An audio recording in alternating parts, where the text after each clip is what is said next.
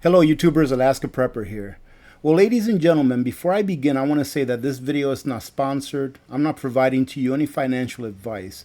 We're just going to take a look at some charts and go down memory lane just for a little bit. Heck, let's do that now. You remember about 5 years ago, back in around 2020 or so, your average car, I think, was like in the 30s, in the 30,000 range, something like that, 30 something thousand. Now your average car, new car, is like in the high 40s or something like that. You remember back when a pound of ground beef, I don't know, 5, 6 years ago, was probably about $2, $2.99, something like that. And now your average pound of ground beef is about $7 or more, depending on where you live. Well, my point is that since 2020, and the reason I picked 2020 is because it's not that long of a time. You can remember back then. We can go all the way back to the 90s, all the way back to the 70s, etc. But most people remember what was going on 5 years ago instead of what was going on 30, 40, 50 years ago, depending on how old you are, of course. Well, I want to show you what I've always talked about being one of the best ways to preserve your wealth. And if you think that it's done, it's not done. Inflation has only one way to go, and that's up. And when I say inflation, I say it in the layman terms as being the price of things going up. The price of things going up is really a symptom of inflation, and inflation being the creation of new money being put out into the economy. The more dollar bills that there are circulating, the more that things are going to cost. And one thing that's pretty sure to happen all times, as it's happened in the past, is that your salary, your wages, almost never keep up with inflation. Now, if you want to take a look at the government's number and trust them, that's up to you. But all you have to do is be alive, ladies and gentlemen, in order to know that the numbers that we get from the government are nowhere near how bad it really is. It says here that grocery prices have jumped up and there's no relief in sight. And that, in my opinion, is true.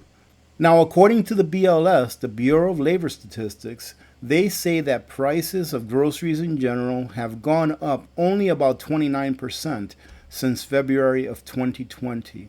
It seems that some of the people that come up with these numbers must not live in the real world, at least not in the world that you and I live in. As you can see here, since January of 2020, the average price of ground beef was what, $3.89. And if we bring it to current, it's $6.25. And I've seen a lot of videos and read a lot of articles where in places within the United States, some beef prices, ground beef prices, have gone all the way up to about $10, if not more than $10 a pound. Look, I went to Costco the other day to buy some meat, all right, because I consume a lot of meat, especially beef. And I remember back, just a few years back, where you can get some ribeye. You know those big packs of ribeye that come in the shrink seal package that you have to slice up yourself? I remember we were able to buy those for about $10 a pound or so, which at that time was a pretty decent price. All you had to do is cut it up yourself and trim it. Once you got rid of all of the excess fat that they packed into that meat or that package, you probably ended up paying about $11 a pound.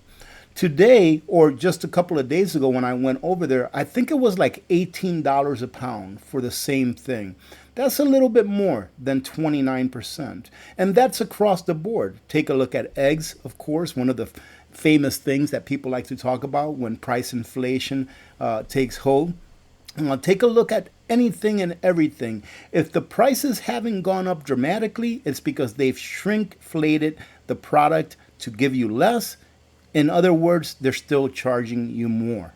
Well, instead of buying one of those slabs of ribeye that I used to be able to buy for about 150, 170 bucks, now they're upwards of 300 and change. So what did I do? I realized that Costco is now offering, I believe it's called Top Round, right? It's nowhere as good as ribeye, but Top Round today is around the price that ribeye used to be 5, 6, 7 years ago, about $7 or $8 a pound. So instead of ribeye, I got Top Round and cut that up, and that's what I'll eat instead. Man, when ribeye is getting pretty expensive at Costco, which is a kind of like a wholesale store, where you get things in bulk. Things are getting pretty bad. Their ground beef over there, I usually buy the ones that come in the little square packages that are like vacuum sealed. I remember when you used to be able to get a pack of 3 of those for around $15. Not anymore. Now they're about $26. But let me give you a little hint. If you have a Costco near you and you like buying those are very convenient because they come in their own little individual packs. You can tear one off, put it in the freezer, whatever, right? And use it when you want. If you show up there and you see that the expiration date on that pack of meat is about 2 or 3 days away, show up the day prior to the expiration date.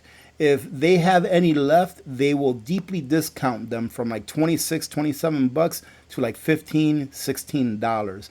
Usually, whenever I go there, I check on those and see if the expiration date is coming up in the next few days. And then I show up one day before it expires, and they usually have them on sale. I take them, buy a few packs, enough to stuff my freezer, put them in the freezer, and then I've got enough ground beef to last me probably for the next month or so. Now let's take a quick look at the average price of a new car all the way back in 2020. As you can see right here, 2020, the average price of a new car is a dream today. It's $30,570. Today, the average price, and understand that when I say the average price, is taking everything into consideration. We've all seen the $80,000, $100,000, $120,000 trucks out there, and they probably sell a lot more of those vehicles nowadays than they do the $80,000, $100,000 plus trucks. Today, the average price is just shy of $50,000. That's about a 60 to 70% increase over the last 5 years. Has your salary increased over 60 to 70%? Most people, I would assume, would say no. And in my opinion, for the long term, for the long haul, I don't consider this something that you can trade day to day unless you know exactly what you're doing. But in my opinion, ladies and gentlemen, silver is one of those things that has kept up with inflation and has kept up with the rise in prices. Meaning what? I'm going to go ahead and use an example that I've used in the past. And that is that in 1964, the average price of a gallon of gas was roughly 25 to 30 cents per gallon. Why is that? Because back in 1964, a quarter was made of 90% silver. So it had monetary value back then, just like it does today. Well, what's the average price of gas today? I'm not going to look it up. I'm just going to guess. I'm guessing that the average price of gas throughout the U.S. is probably around $3 a gallon, maybe a little bit less. But let's make it $3 a gallon. And if I look it up, I'll go ahead and put it on the screen here so you can see what the average price is. Because no matter what it is, I know that silver will have kept its purchasing power, if not added to your purchasing power, since back when it was a quarter to buy a gallon.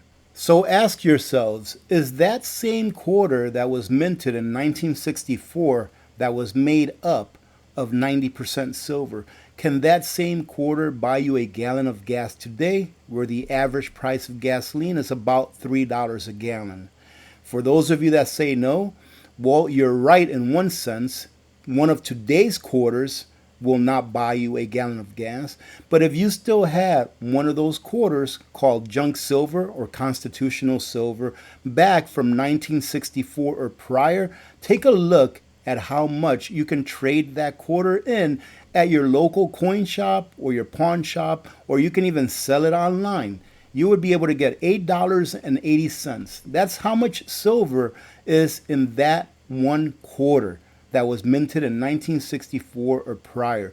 Meaning that not only did that quarter retain its purchasing power of being able to buy you a gallon of gasoline back from 1964, but today it can buy you well over 2 gallons of gasoline, close to 3.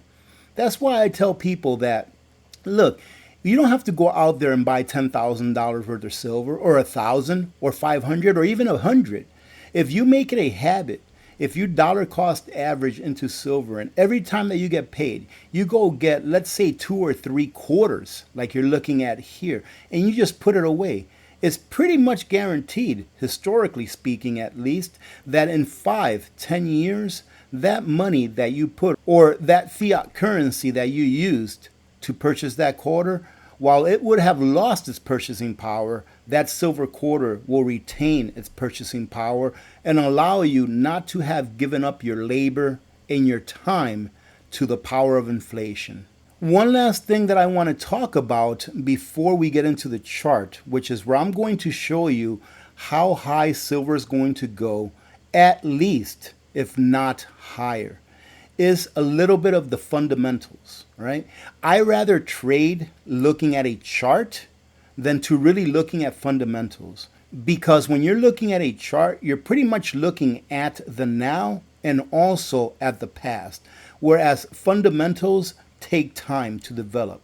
So right here, this is from the Silver Institute, and it shows how much silver has been mined all the way back to 2016 to the present, or forecasting what will be mined in 2025, and how much consumption has taken place over that same year worldwide. Not just in any one country, but worldwide. And we're going to start here all the way back in 2020, where we actually had a little bit of a surplus. Back in 2020, we mined 974 million ounces of silver, and we only consumed as a world about 929 million ounces. However, going forward, with all of the technological advances that we're experiencing and all of the green stuff that's going on that uses a lot of silver, if you take a look at 2021, we've been at a deficit ever since. 2021, 1023.1 is what we mined, and we used 1102.4. 2022, 1034, and we used 1,284. My goodness, that was a big year that year. 2023, we only mined 997 million ounces, but we used almost 1.2 billion ounces. 24, 1,015, and we used 1,164. And for 2025, it's forecasted that we're going to be in a deficit of about 115 or so million ounces of silver. Where's all of this excess silver that we're using coming from? Well, it's coming from above ground sources, like from people that maybe were stacking silver for years and now they're trading it in because they see the prices going up. Well, the main message of this video, ladies and gentlemen, is that if you have to trade in your silver because you need it in order to pay for your life, that's fine. That's what it's for. It's there to protect you against the powers of inflation, and it's there to act as a savings that you can dip into when you really need it. But if you don't really need that silver, in my opinion, it's best that you hold on to it. And not only that, even at silver prices being as high as they are now, I would say keep doing dollar cost averaging, because this is just the beginning. When I woke up this morning, I took a look at the silver price and I was like, oh my goodness, it's over $49 an ounce, and it almost hit $50 an ounce. I think it got as high as like $49.56, and it's pulled back a little since then, which is a good thing. But this is what I wanted to show you. I wanted to show you this chart coming from a layman, coming from someone that does not do this professionally. And since I understand it, I'm pretty sure that you can understand it as well. What you're looking at here is a pattern. It is a pattern of all of the trading days that went all the way back to, look at that, to June, roughly June of, or January of 1980. All right. And this is a very long term, what's called cup and handle pattern. Right. The cup and handle pattern in technical analysis is probably one of the most bullish patterns that there is. Bullish meaning that the price is going to continue to go upward. And I'm going to go ahead and show you really quick just the basics of how to understand where the prices are going. And just for a little bit of fun, take a look at this. I remember doing a video years ago where I told you, hey, take a look at this. January 2020, the price of silver was around $17. What is it now? I just said that it hit around $49 or so, or right now it's at $47.73. So it's roughly 3 times that of which it was back in January of 2020. Now, remember when I said that the price of everything has about doubled? Well, had you preserved your wealth, excess wealth, in gold and silver, or in this case, in silver, you would have retained your purchasing power, and not only that, but you would have added on to your purchasing power, because not only has silver doubled, but it's almost tripled in price since that day. Okay, I know I'm very long-winded. For those of you that may be new to the channel, first of all, thank you very much for joining in, but thank you mostly to all of you that hung around and waited me out to come back after about almost a year or so, in hiatus, let's say. So thank you very much, ladies and gentlemen. I want to say that I really, truly appreciate every one of you. And let me know in the comments if you all want me to give you a little tour of my new apartment. Okay, so the way that you're going to determine about how much more silver has to go up, and I would say that this is in the short term, because once the cup and handle breaks, we're going to go up a certain amount, but we are in territory that we've never been in before. So who's to know how much higher it will go? Remember what I said, that inflation only has one way to go. We live in a debt-based monetary system, which means that in order for the government to stay alive, and the way that the government stays alive is by printing money, because they cannot tax us as much as what they spend. They're always going more and more and more in debt, and that's just the way that a debt monetary system works. And it doesn't matter who's in office. The day that we stop borrowing money, the day that we stop inflating the money supply, is the day that the government is done. Why is that? Because they need money in order to stay in control. And how do they get that money? By inflating the money supply and stealing from you your wealth. That's just the way that it is. Some people don't like to hear that, but that's just the fact. So what we're going to do is I'm going to go ahead and grab a line off of here. Let's see, just a trend line. And I'm going to go ahead and put it up here. All right, so I'm being a little bit generous. Instead of getting these little peaks right here, I went ahead and just got the bottom part of it. And then we're going to grab another one of these, and we're going to go about in the middle of this right here, and we're going to go straight down. Okay. Now we're going to be able to determine after the breakout, which as you can see, it's once silver hits a little bit above, once it closes a day or two above its old high of like $49.80 or something like that. Once it closes above that and it maintains above that and makes that its floor, this is how high it's going to go. We're going to take this. I'm going to put it right here, roughly. So I see silver going to at least $90 to $91 an ounce. And once it hits that, ladies and gentlemen, that's just the beginning. Once silver crosses the threshold of its old high, that's just the beginning. We are in uncharted territory, and it's going to keep going up. How am I so sure and certain that it's going to keep going up? Because of what I just said prior. The government has no choice but to continue to print money. Every time that the government prints money out of thin air and throws it into the economy, it makes your dollars worth less.